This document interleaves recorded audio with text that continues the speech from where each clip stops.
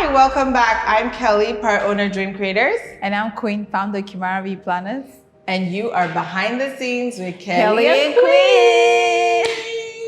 Please, we need you to like our channel, subscribe, just click on the red buttons right there, you can see it. So click, like, and subscribe to catch up with all the amazing things we're going to be talking about. But today we want to talk about the secret wedding. Ooh, secret. So the secret wedding is all the craze now, and we know it's going to get popular with time again. Yeah, so some of our famous secret wedding couples. Beyonce and Jigga. No, that was my, that wasn't your couple. Sorry. That's my Beyonce couple. and Jigga. I want to shout out Beyonce my family Jigga. members. Beyonce and Jay-Z, not I Jada. love you. Beyonce and Jigga. Shout out to my family members. Your wedding was amazing. Thank you for inviting me. We had a good time. I had a good time. Queen wasn't there because, yeah, she's not related to us. Queen, do you have any famous secret weddings? Yeah.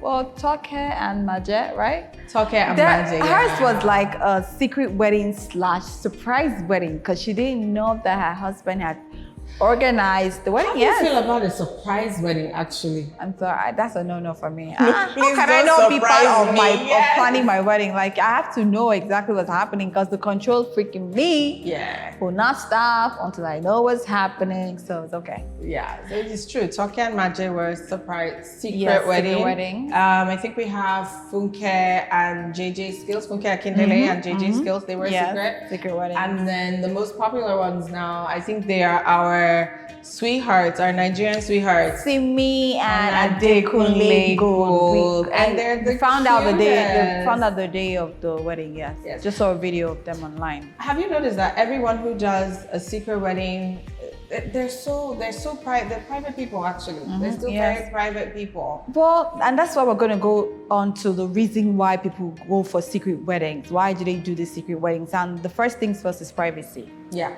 People like to have private weddings. People believe in celebrating their life together or celebrating such a huge step with their friends and family. So they don't want any strangers. They don't want wedding crashers that they don't know. So it's just about them in their moment, enjoying their wedding. So it's okay to have a private wedding. I think so. And I think for financial reasons as well, you can, with a private wedding, a secret wedding, you can go as big as you want, or you can make it as little as you want without feeling guilty. So going as big as you want, you can splurge on all those amazing drinks you would like your friends to enjoy with you. You can have a 7-course meal. You can do all these little intimate things that you wouldn't be able to do with like 1,000 people, you know? So I think, and then if you wanted to do something simple, you can also just have like a cute little dinner for 12, like right after. I actually went for a secret wedding. This was many years ago. I'm just remembering now, a friend of mine, it was a secret because it was on that day they called us like, oh, we're going to court. But they already knew. And then afterwards, we had this really nice dinner, you know? So it was very nice and very, very affordable. Yeah, another reason people go for secret wedding, because sometimes social media messes things up.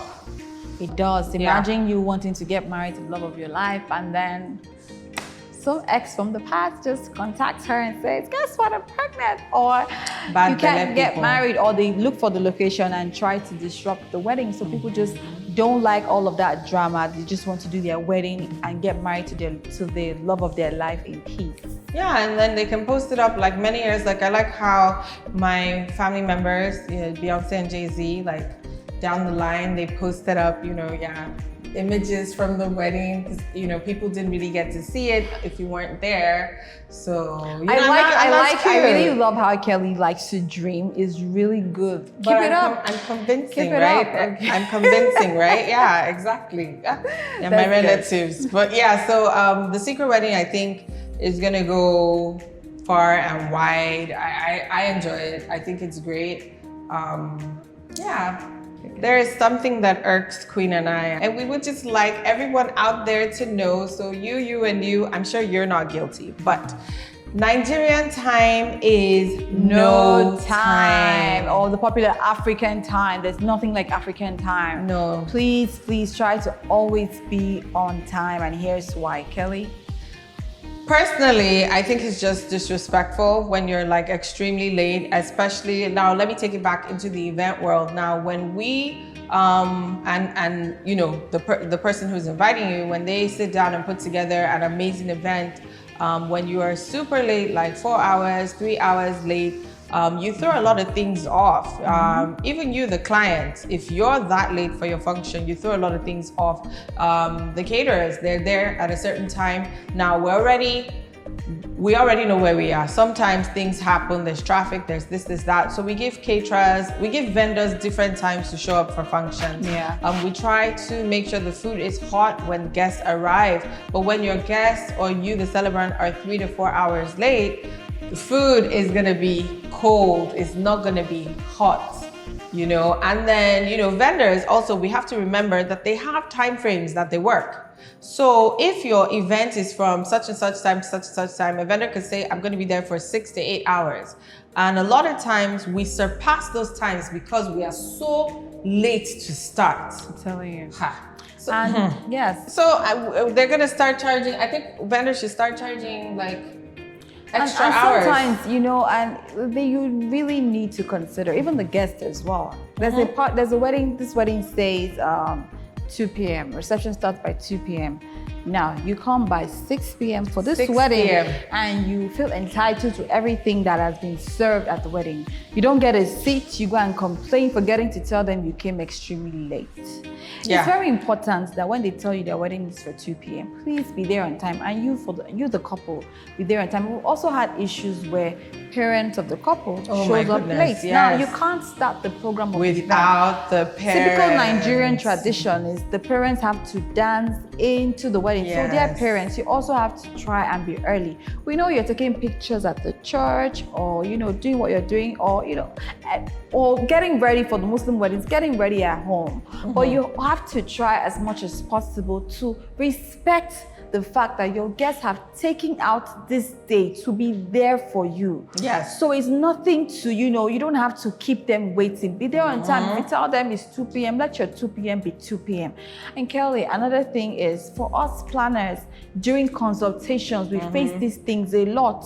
We, as planners, usually plan ahead of time. Sometimes you have consultations from 12 to 2 to 4 to 6. Now, if you come late for a consultation, the best thing to do is to try and apologize and explain and understand that your consultation will have to move faster as another client is waiting. Exactly. You don't need to get upset because you're the one who's late. And if you're going to be coming late, it is also very important to call ahead of time to say, oh, I am running late. Exactly. So we can know how to call the other person and say, oh, I'm going to be 20 minutes late. Can we reschedule? Or, you know, sometimes it disrupts the whole plan. And then people come with this entitlement. I was really... Am I not the customer? Yes, you are the customer. No, but you have to respect people's time.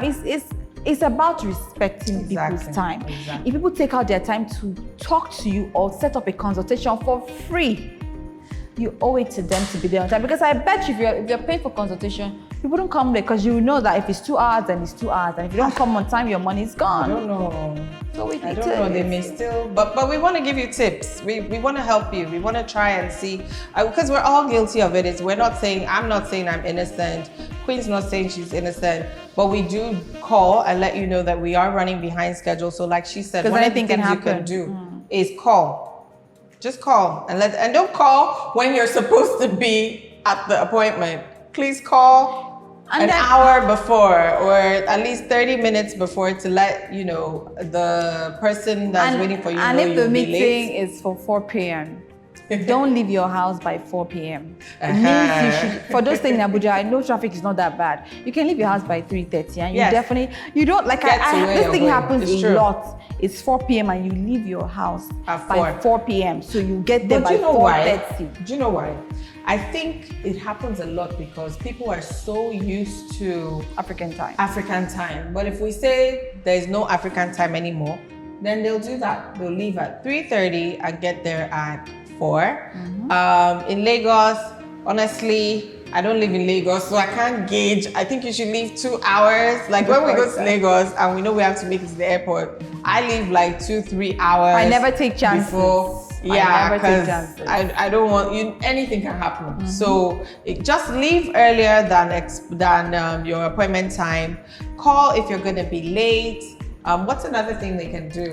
Reschedule. And then reschedule if you can't make it. And then try as much as possible to cultivate the habit of being on time. What you do is that when you wake up in the morning, try to plan your day. Sometimes you're late because you don't plan your day ahead of time. Yeah. So you don't take out your time, set reminders on your phone or your computers, and then make sure that you plan this thing, exactly, one step at a time. Yes. That way you're reminded maybe 30 minutes before time that, oh, I have an appointment with Kelley, or I have an appointment with Queen. So that way you're early, and then it becomes a lifestyle. Exactly. That's what I've done, and it's really, really helped me. So I have my reminders, I have everything. And guess what? I even call ahead of time to make sure. Because sometimes, Kelley, you even call them ahead of time. And they're not there. And it's like, so I even call, hi, this is just a reminder for our 1 p.m. meeting. So, and you're coming in by 2:30. Okay. So I just reset my airtime.